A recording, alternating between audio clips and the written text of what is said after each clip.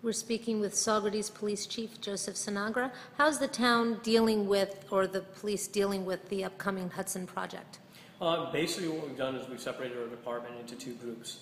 One group that's going to provide security protection, normal police services to both the town and the village, and the other half of the department is being reassigned to the concert detail to handle any traffic issues that may arise. Now, the New York State Police has taken the lead in primary law enforcement for the concert site and the traffic, and we're going to be assisting them by providing police officers that will be located at post. They'll be assigned for specific periods of time, 12-hour shifts, and they'll be handling the traffic flow along with the New York State Police and the Ulster County Sheriff's Department.